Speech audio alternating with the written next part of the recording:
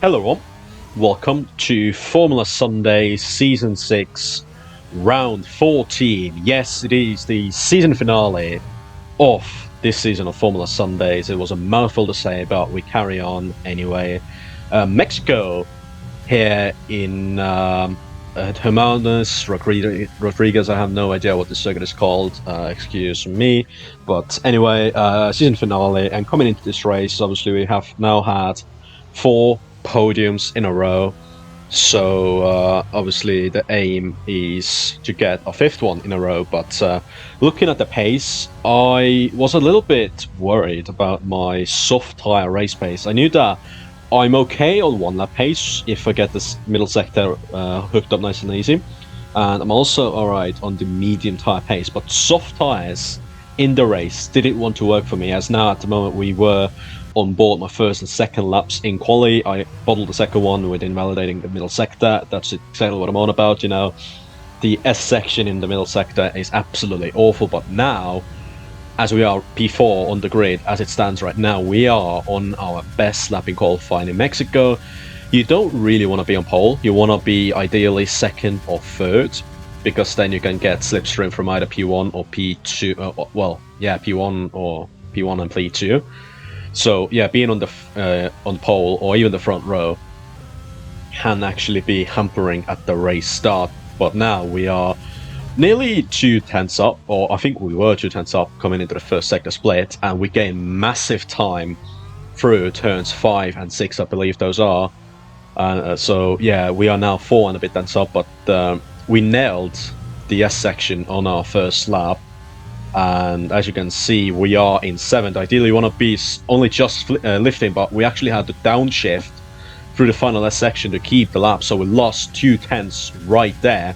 So we are only now barely on the 2 tenths up, as we are now coming into the stadium section, the hairpin. I absolutely hate this section of corners, but I mean, it's there to end the lap off, and that's exactly what we're doing. We are nearly 3 tenths up on our time as we go through the final corner. It's so easy to spin over the line, and we do a 14.2. For reference, in quali practice I did 13.7 and 13.8, but in the qualifying final classification, Infernal Lewis takes pole ahead of Rage Quit and Duncan Yu ourselves are P4. So I mean, for the slipstream's sake, it's not the worst to be on the second row. Crew unfortunately didn't get a lap in, so he is down in 13, so he has a lot of time to make up and a lot of positions to make up, but he can go onto the medium tires at the start, so he might actually benefit from this. But we are now all lined up for 36 laps of Mexico, and believe it or not, it's a 2-stop racing now,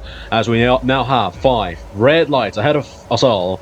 They're on and they're out, lights out, and away we go for the Mexican Grand Prix, for the season finale here in Formula Sundays. And you can see Duncan Yu got a poor start, as did Rage Quit, and we are side by side with Rage Quit and even Infernal Lewis as we are roaring towards turn 1. We are down the inside of everyone, and we actually did tap Rage Quit, but we avoid any damage there.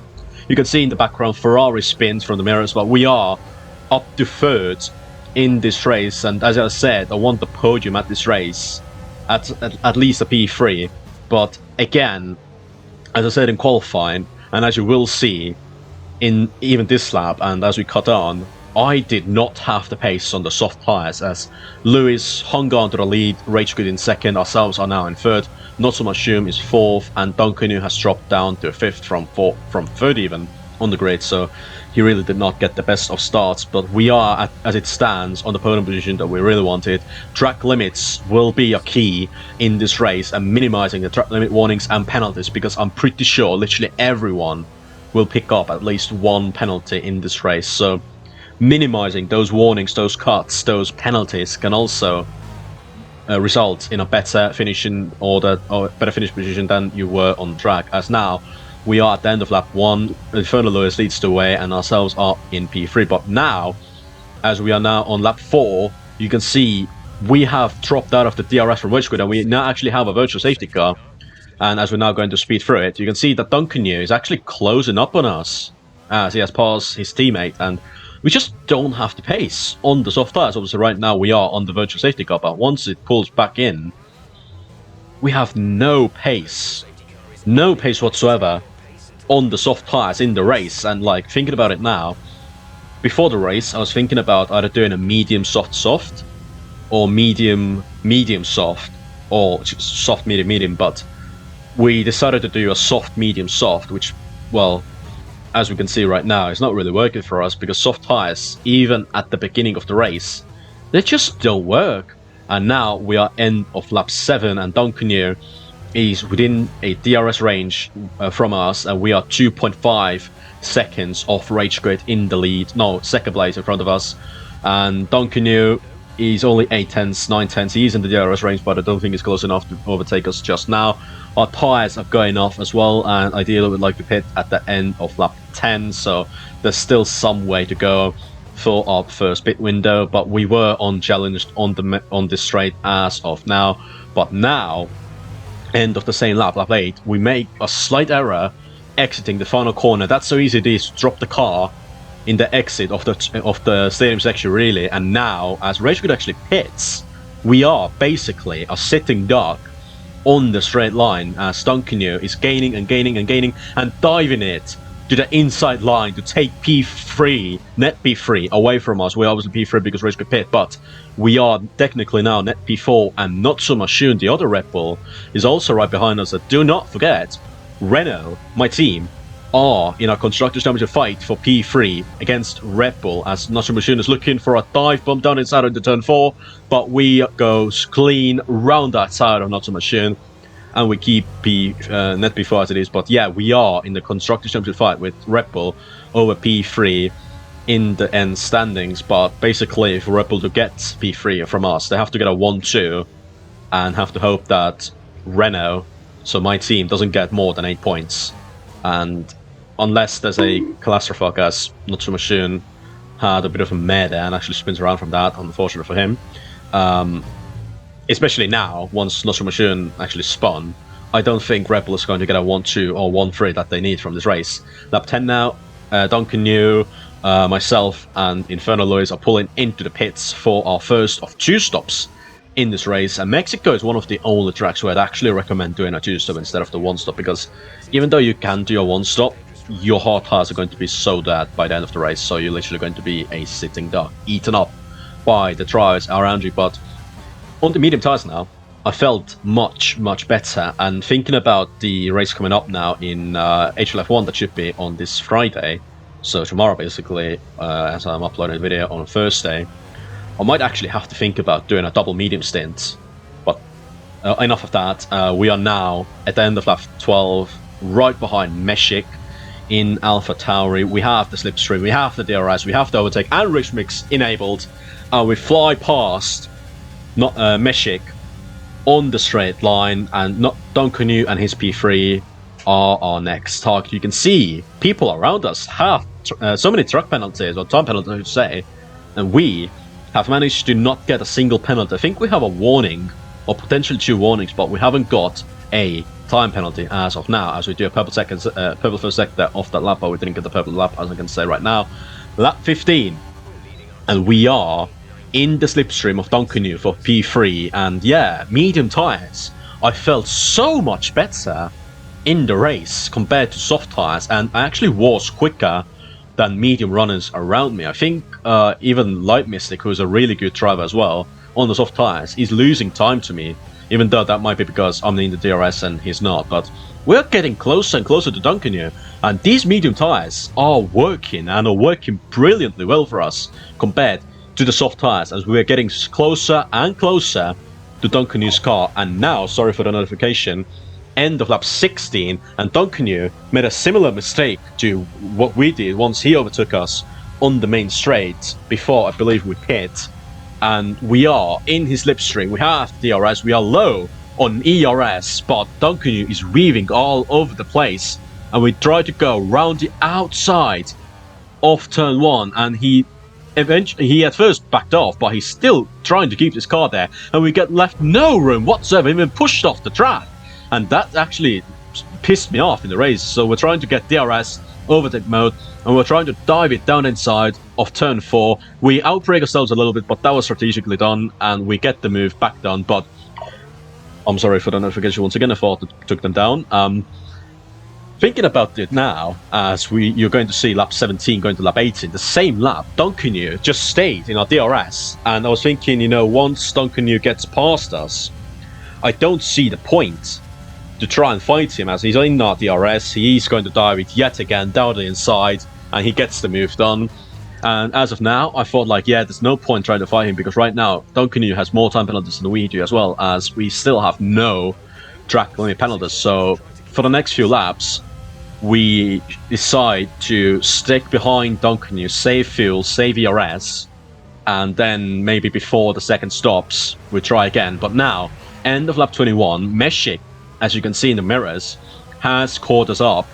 And this is, obviously, there's a lap car in front as well. I believe it's Kurtzaba, I am unsure. We are in the slipstream, DRS and overtake mode of Duncanu.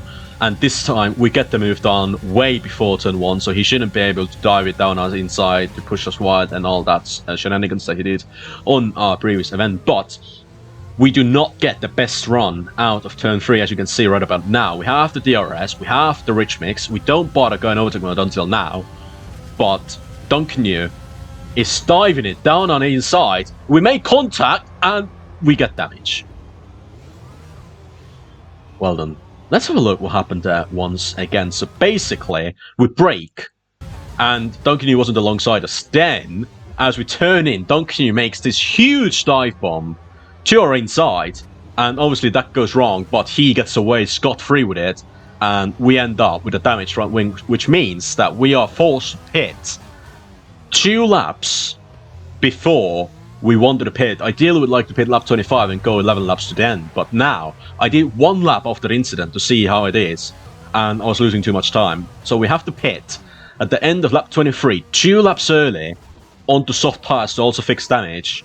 And even though I'm basically picking up the speed straight away because I want to gain some time back as well, we are going to struggle a lot come the final laps of this race, and we are also going to be really, really close to the puncture territory, because I believe we are going to finish the race on near 90% tire wear.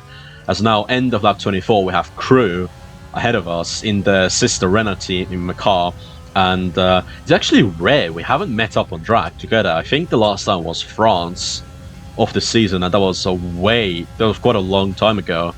So yeah, we actually meet Crew on track. He hasn't had the best of races yet again, but I mean, at least he's scoring at some points, so that's all I want, really.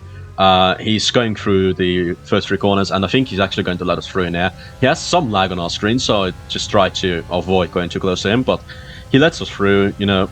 That's fine. I'm happy with that, because that means we're not going to have to stay behind him for the middle sector and be held up. And now, lap 25 of 36, we have caught Light Mystic up in the Mercedes, who is also going to the end on those medium tires. And he did the strategy I should have gone to, which is basically soft, medium, I believe that he did.